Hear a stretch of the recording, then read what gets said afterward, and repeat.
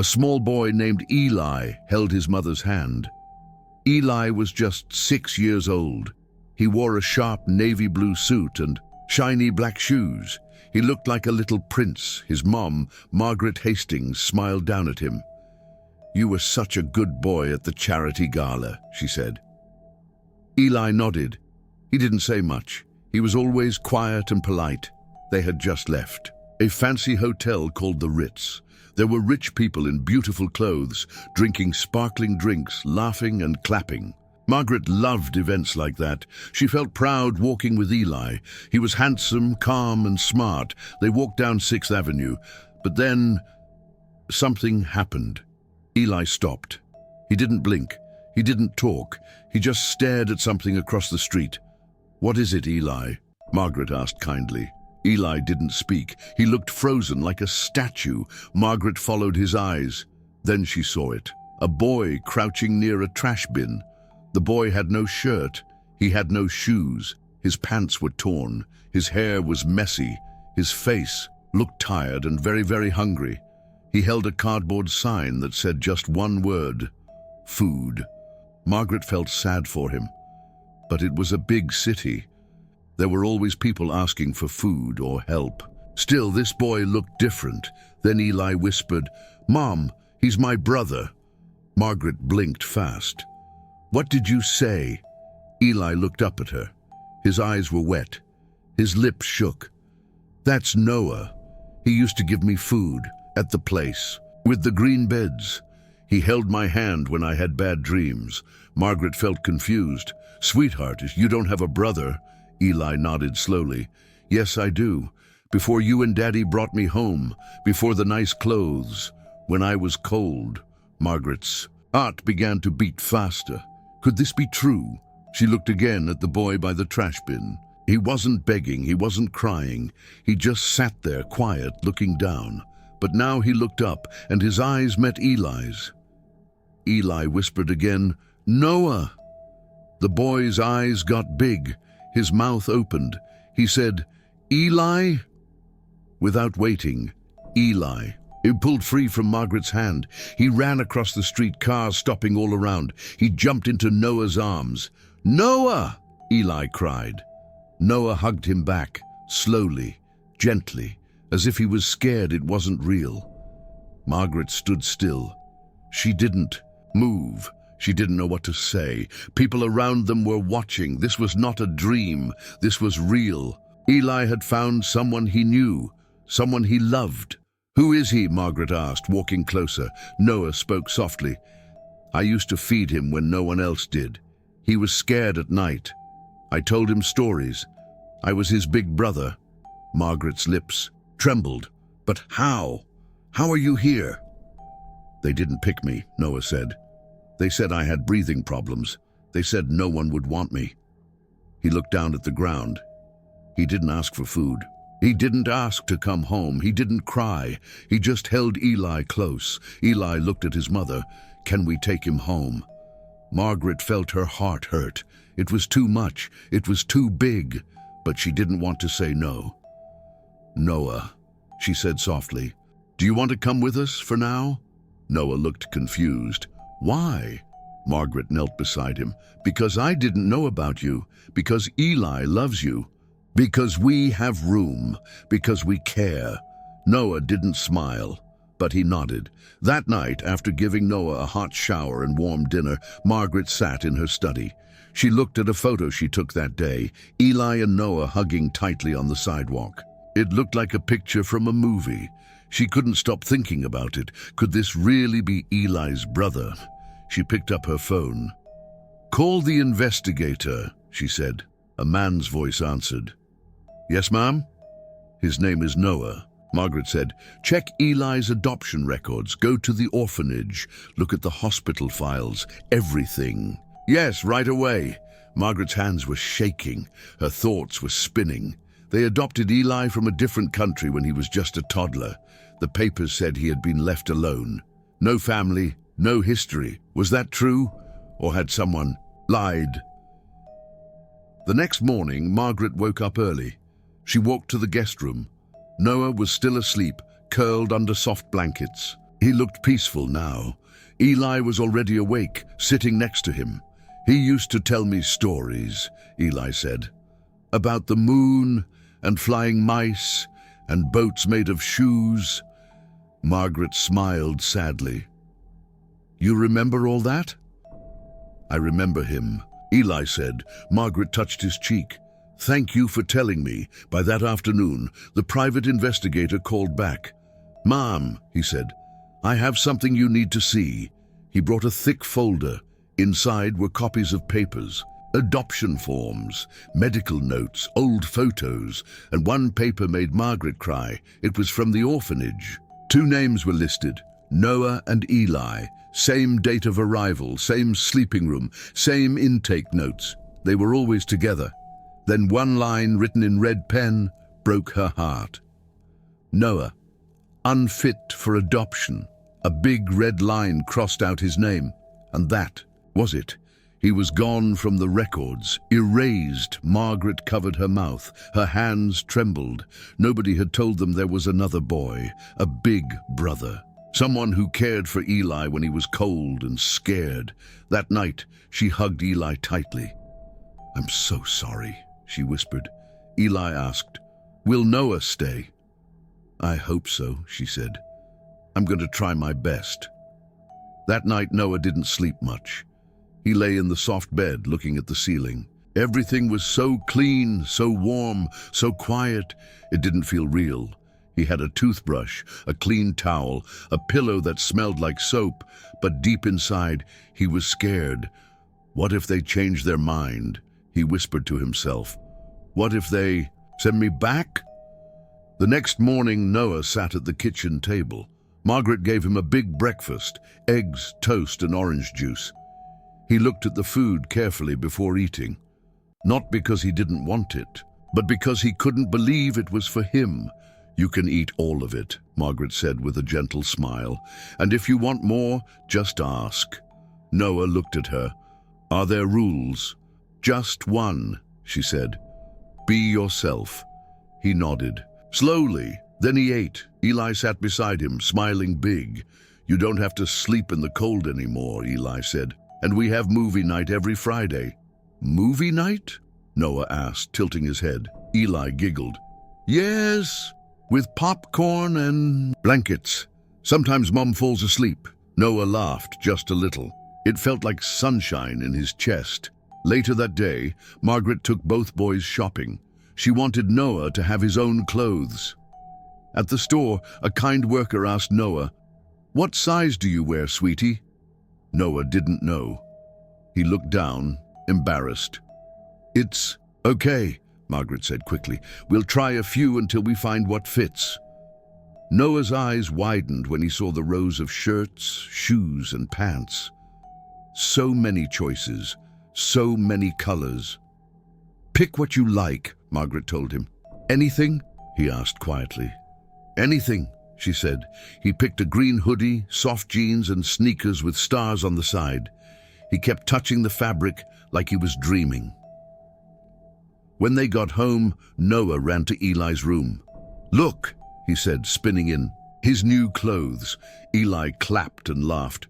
"You look awesome." That night, they both watched a movie together under a big blanket. Margaret made popcorn and gave them hot cocoa. Noah leaned his head on Eli's shoulder. For the first time in a long while, he felt safe. But while the house was filled with laughter, something else was happening. The investigator, Mr. Crandall, kept digging. He visited the old orphanage in another country. It was dusty and quiet. Some of the buildings were broken. Inside, the files were a mess, but he found something, a photo. 2 little boys sitting on a small bed. One had his arm around the other. On the back of the photo were 2 names, Noah and Eli. Mr. Crandall took the photo back to Margaret. She held it in her hands and cried. "They were always together," she whispered, "and we only took one." The next day, Margaret sat both boys down. "There's something I need to tell you," she said. Noah looked nervous. "You didn't do anything wrong," she said quickly. "This is about the past. She showed them the photo. This was found at the orphanage. It proves you two were always together. You're brothers, in your hearts and in your memories. Eli smiled wide. I knew it. Noah's lips trembled. So, I'm not making it up. No, Margaret said. You were never making it up. They made a mistake, a very big one, and I'm sorry for that. Then she took Noah's hand. I want to fix it, she said. If you want to stay, really stay, I'll fight for you. Noah looked at her with big eyes. You want me? She nodded. Yes, not because you're Eli's brother, not just because you're brave, but because you matter. You always have. Noah threw his arms around her and cried. He hadn't cried like that in a long time, but things weren't easy after that. Some people didn't like that Margaret was trying to adopt Noah now. You already adopted one child, a worker said. This second boy has health issues, are you sure? Yes, Margaret said firmly. I'm sure. Another person said, he's been on the street. He may have problems. Margaret replied, then we help him. We don't leave him again. Slowly, the process began. Papers, interviews, background checks. It would take time. One night, Noah sat on the back porch with Margaret. Will you get tired of me? He asked. She shook her head. Never. What if I get sick? Then we'll go to the doctor, and I'll hold your hand. What if I have bad dreams? Then I'll sit beside you till you sleep. Noah looked at her, unsure. Why are you so kind? Because you deserve it, she said. He didn't say anything more. He just leaned on her arm. Weeks passed. Noah started school with Eli. It was scary at first. He didn't know how to read very well, but Eli helped him. Margaret hired a kind tutor, and soon Noah could read small books all by himself. One day, he stood in front of his class and read a story out loud. Everyone clapped. That night at dinner, he said, I think I want to be a teacher someday. Margaret smiled. That sounds wonderful. You'd be a great teacher, Eli added. Noah blushed. You think so? I know so, Margaret said. Then something very special happened. One afternoon, the mailman came. He gave Margaret a big envelope. She opened it and gasped. Inside was a letter, adoption approved. She ran to the backyard where the boys were playing. Noah, she shouted, come here. He ran over quickly. What happened? She dropped to her knees and held out the paper. You're officially our son now, she said. Noah stared at the words. He looked at Eli. He looked at Margaret. And then he jumped into her arms. You picked me, he whispered. No, she said, hugging him tight. Eli picked you, and I'm so glad he did. That night they had a small celebration. They made pizza together. They danced in the kitchen. They sang songs loudly and badly. It was perfect. As Noah got ready for bed, he looked around the room. His bed, his books, his family. Then he turned to Margaret and said, Can I call you Mom now? Tears filled her eyes. Yes, she whispered. Yes, you can. He hugged her tightly. Good night, Mom. Good night, my brave boy, she said. After the adoption was final, everything started to feel even more real for Noah. He didn't have to wonder anymore if he would be sent away. He didn't have to ask if he belonged. He knew he was part of a family. He had a mother. He had a brother. And for the first time in his life, he had a home. One Saturday morning, Margaret surprised the boys. We're going on a family trip, she said, holding up a map. A trip? Eli shouted. Where? To the lake, she smiled. We'll rent a small cabin and go swimming, roast marshmallows and play board games. Noah's eyes lit up. Really? All of us? All three of us, she nodded. When they got to the lake, it was like a picture from a storybook. The water was clear, the sky was blue, and the cabin smelled like pine trees and sunshine. That night, after roasting marshmallows by a fire, Noah sat next to Margaret. Thank you for this, he said. For what, sweetie? For everything. he whispered. She kissed the top of his head. You are everything. Back at home, something amazing happened. Noah joined Eli's soccer team. At first, he was nervous. The other boys were fast. They'd been playing longer, but Coach Ramirez was patient. Don't worry, he said. It's not about being the best. It's about being part of the team. So Noah practiced every day after school. He and Eli would kick the ball in the yard, laughing and falling in the grass. One sunny afternoon during a game, Eli passed the ball to Noah, and Noah scored a goal. Everyone cheered, but one cheer was the loudest. Go, Noah! Margaret shouted from the sidelines, waving wildly. After the game, she ran to him and gave him the biggest hug. I'm proud of you, she said. Noah smiled, so hard it hurt his cheeks. One day at school, the teacher gave the class an assignment. Draw your family, she said, and write one sentence about why you love them. Noah stared at his paper. Then he drew Margaret with a big smile and curly hair. He drew Eli with a soccer ball in his hands, and he drew himself in the middle, holding both their hands. Under the drawing, he wrote, I love my family because they chose me even when they didn't have to. His teacher had tears in her eyes when she read it. She hung the drawing on the classroom wall, but not everything was easy. One night, Noah had a nightmare. He dreamed he was back on the cold street with no one around. He was scared. He was hungry.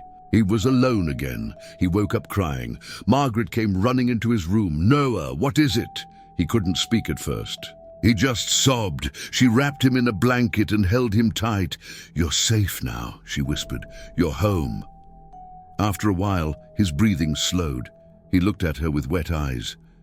Promise me I won't have to go back. I promise, she said. You are mine forever. The next morning, Eli gave Noah a small gift. It was a bracelet made of string and beads. What's this? Noah asked. It spells bro in the beads, Eli grinned. I made one for you and one for me. Noah put it on his wrist and stared at it. You really see me as your brother? I always did, Eli said, even when no one else remembered. They hugged, and that hug was stronger than any paper or picture or name. It was a hug of love, a hug of family. Time passed.